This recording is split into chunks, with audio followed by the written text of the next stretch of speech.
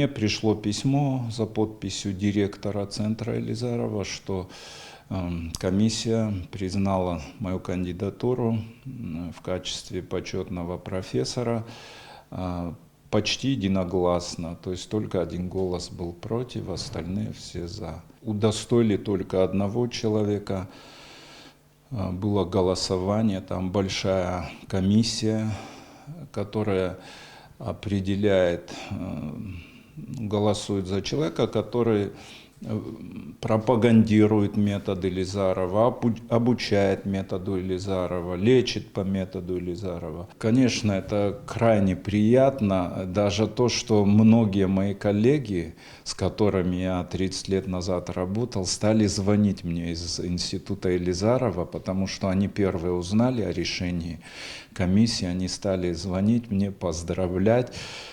Даже те, кто голосовали, говорят, мы считаем, что ты самый достойный в этом году получить это звание. На меня надели мантию, вот эта шапка называется конфедератка, вручили диплом и протокол голосования. Конечно, действительно это приятно. Я 4 года провел в центре Елизарова, подготавливал кандидатскую диссертацию, я преподавал там врачам на кафедре усовершенствования врачей.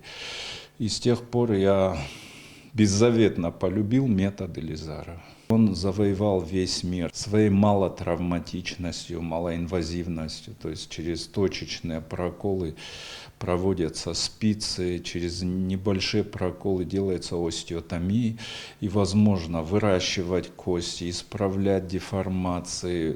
Очень много видов заболеваний излечиваются ортопедических, даже неврологических, сосудистых и так далее. В течение 20 века в медицине не было открытия, равных эффекту Елизарова.